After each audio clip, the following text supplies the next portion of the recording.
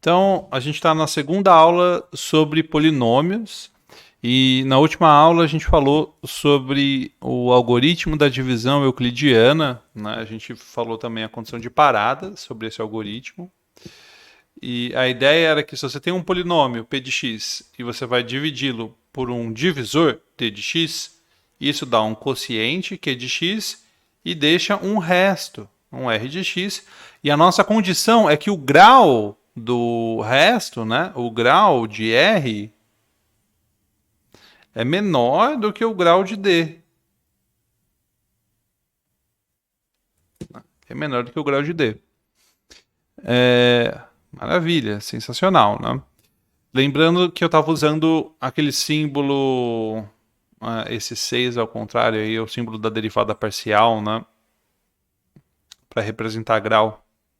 E em notação mais sintética fica desse jeito. Ok.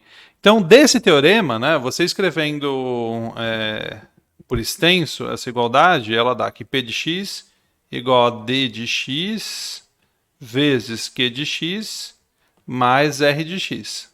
Tá.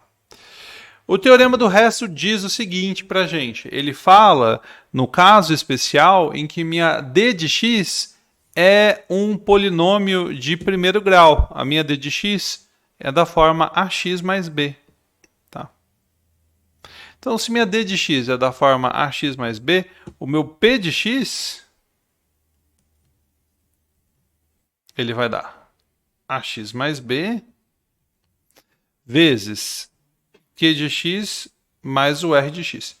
Aí é o seguinte, o d de x é um polinômio de grau 1, né? O grau de d é 1. Então o grau de r, né, tem que ser 0. Porque ele tem que ser estritamente menor. E menor do que o 1, só se for 0 mesmo. Isso quer dizer que o r de x é só um número, tá? É uma constante. É só um número. Ok. Então eu vou dizer que o p de x é ax mais b, que multiplica um quociente, mais um resto, que é um número, não mais um polinômio, porque ele tem grau 0, né? Aí o que eu vou fazer? Isso aqui é uma igualdade que vale para todo x, né? Uma igualdade que vale para todo x. Em especial, vale para a raiz desse polinômio, né? Que é o menos b sobre a. Se eu coloco menos b sobre a no lugar do x, vai ficar isso aqui. P de menos b sobre a é igual a, que multiplica menos b sobre a, mais b vezes o quociente, mais o resto. E o que acontece? Isso aqui é 0.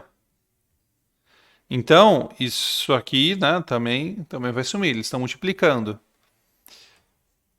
E aí a gente chega no teorema do resto, que diz o seguinte. Deixa eu pular para o próximo frame para enunciar o teorema do resto para vocês. O resto da divisão de P de x por ax mais b é P de menos b sobre a. Tá? É o P de menos b sobre a. Esse é o teorema do resto. Então, super tranquilo, né? Não tem muito segredo aqui como que a gente vai fazer. Vou dar um exemplo de como a gente pode usar o teorema do resto. Imagina que eu tenho x à quarta menos x ao cubo mais 2x quadrado mais 8. E eu quero dividir esse polinômio por x menos 1. Por x menos 1. E eu nem quero saber quem é o quociente. Não me importa o quociente. Eu quero saber só o resto. Né? E o resto eu sei que é um número, porque eu estou dividindo por um polinômio de grau 1. Né? E aí o resto tem que ser um número. Tá bom. Para eu calcular esse resto, segundo o teorema do resto, basta eu calcular o meu polinômio, o meu dividendo, na raiz. Então esse r ele vai ser 1 à quarta menos 1 ao cubo mais 2 vezes 1 ao quadrado mais 8. Né? É isso. 1 quarta, corta com 1 ao cubo, dá 2 mais 8, dá 10. Se eu tivesse feito essa divisão aí na mão, né? Feita a divisão usando o algoritmo de Euclides, a gente ia encontrar esse mesmo resto, tá? Tinha que dar resto 10. E depois eu vou ensinar na segunda parte da aula um mecanismo simples para fazer essa conta, que é o dispositivo de Briot-Ruffini.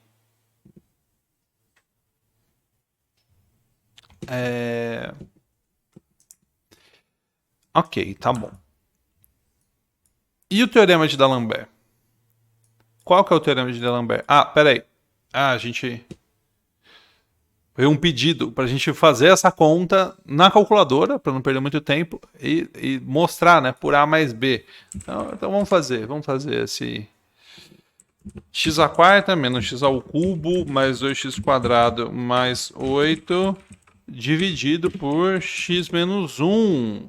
Bom, vamos ver quanto dá.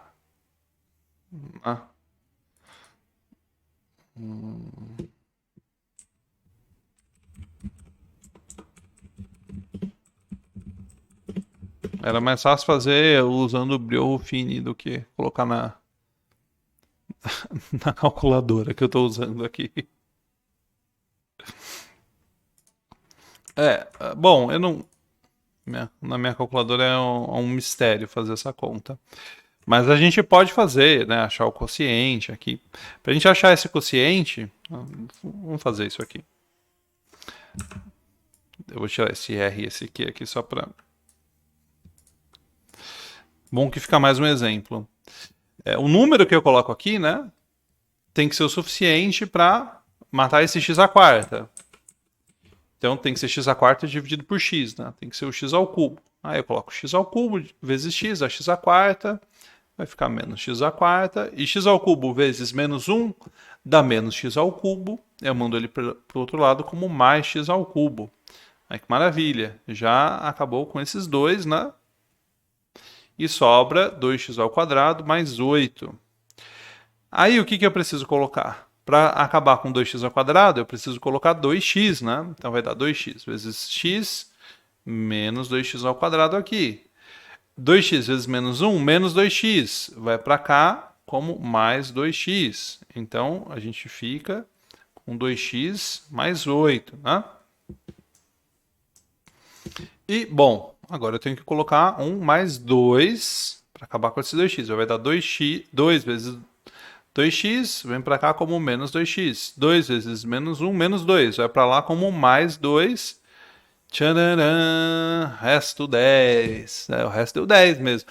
Claro que o resto tinha que dar 10, né? Porque a gente fez uma dedução usando o algoritmo de Euclides. Não tinha outra possibilidade, a não ser que o resto fosse de fato o P de 1, o polinômio calculado em 1. Legal, mas isso é um exemplo que é muito mais fácil fazer essa conta que eu fiz ali do outro lado da lousa do que essa conta que eu fiz aqui, onde eu estou agora na frente, né? Vocês podem ver que a conta ali é mais fácil mesmo. Tá bom. Então vamos falar um pouquinho agora sobre o teorema de D'Alembert. O teorema de D'Alembert é tipo a versão baby do teorema do resto, né? É o que a gente costuma chamar em matemática de corolário. Tá? É um corolário, uma consequência do teorema do resto. Pelo menos um sentido dele, tá? Teorema de D'Alembert. E, claro, o D'Alembert foi um matemático, ele foi filósofo francês, né, com esse nome, e ele estudou polinômios, mas eu não lembro quem deu esse nome pro teorema de D'Alembert. Tá? Veio depois. Veio bem depois. Tá bom. O teorema de D'Alembert diz o seguinte. Se x menos a divide p de x, então p de a é igual a zero. Isso aqui é uma consequência. Isso é uma consequência do teorema do resto. Por quê? Porque se ele divide, quer dizer que o resto é zero. Ah, o resto é zero. Ok. Mas e se, né, a gente fez um sentido. O teorema de D'Alembert diz isso, mas o teorema de D'Alembert é um pouco mais forte. Ele é 6 somente C, tá? Então, P de A é igual a zero, 6 somente C, P de X é divisível por X menos A. Tá bom. Então, se o X menos A divide o P de X, pelo teorema do resto, P de A tem que ser zero. Agora, por que o inverso é verdade? Se o P de A é igual a zero, por que o P de X tem que ser divisível por X menos A?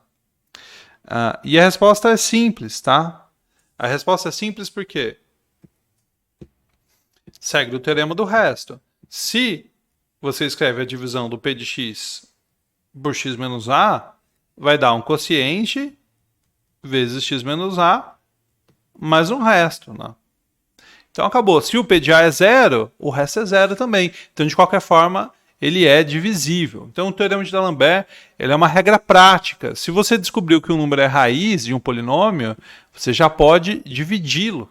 Né? Então, vou dar um exemplo aqui, usando o teorema de D'Alembert, para a gente resolver uma equação de terceiro grau.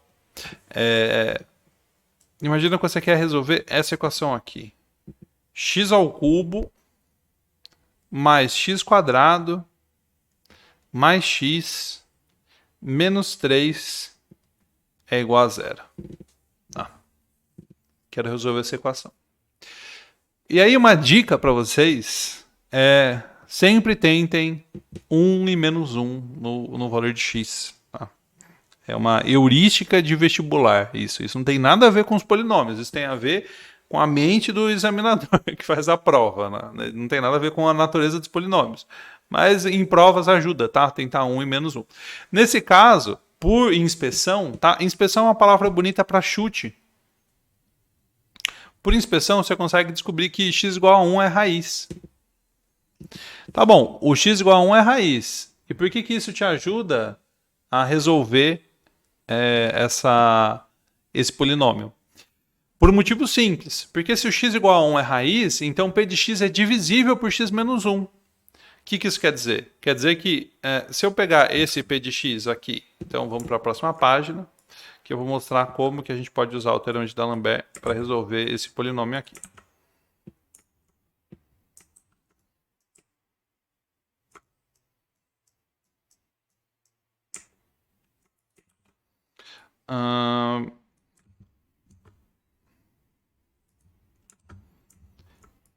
Eu descobri que 1 é raiz, então eu vou dividi-lo por x menos 1. Lembrando que no próximo vídeo eu vou ensinar vocês a fazer essa divisão de um jeito mais fácil, tá? Então aqui eu vou colocar o x menos 1, por enquanto eu estou dividindo na chave, depois a gente vai usar Brillouin-Ruffini. Então vocês confiram se vocês chegariam nessa mesma resposta aqui. Aqui vai dar menos x ao cubo, aí daria menos x quadrado, aqui vem mais x quadrado, então fica 2x quadrado mais x menos 3. Aí a gente coloca aqui mais 2x, vai dar mais 2x quadrado, vai dar menos 2x quadrado. Que vai dar menos 2x, vai para lá como mais 2x menos 3. E aqui sobrou 3x menos 3. Eu coloquei um menos 3 aqui de graça. E aí é claro que eu vou colocar um mais 3 aqui e ele vai dar zero, o resto dá zero. Fiquei um pouco na frente, mas é isso. Essa aqui é a ordem aí da conta. O que isso quer dizer? Isso quer dizer para mim o seguinte, que esse x ao cubo mais x quadrado mais x menos 3, ele é x menos 1 que multiplica x quadrado mais 2x mais 3. Então, se um x faz esse cara dar zero, tem que fazer um desses polinômios dar zero também. Então, se eu descobrir um jeito de escrever esse polinômio de grau 3 como um produto de polinômios de grau 1 e 2, isso é bem útil para mim, né? Porque eu consigo determinar todas as raízes. Ok, e as raízes do x² mais 2x mais 3? Né?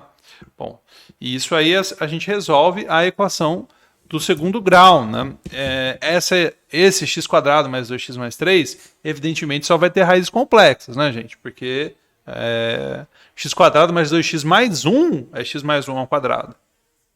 E x mais 1 ao quadrado mais 2, com certeza, só tem número positivo.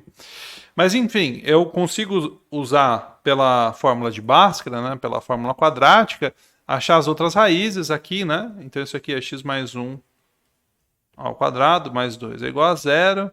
Então, x mais 1 ao quadrado é igual a menos 2. Isso diz pra gente que o x mais 1 é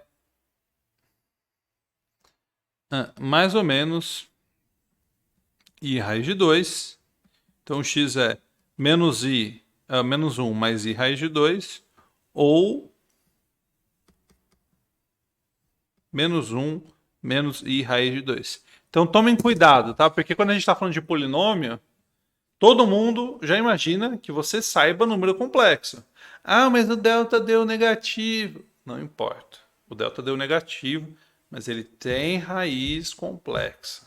Tá bom? Então, esse tema, né, do teorema de D'Alembert, de você achar as outras raízes fazendo divisão, ele vai ganhando vida, né? E aquela analogia que a gente fez com os números inteiros, ela também vai se tornar melhor. Por quê?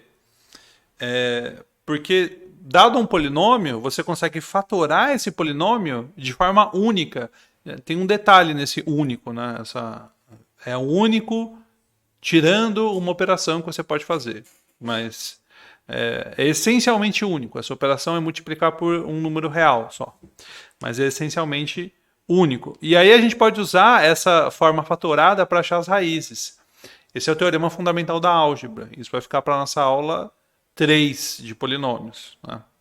Então, no próximo vídeo, eu vou falar sobre o dispositivo prático de Brio-Ruffini para fazer essas divisões aí sem tanta dor de cabeça.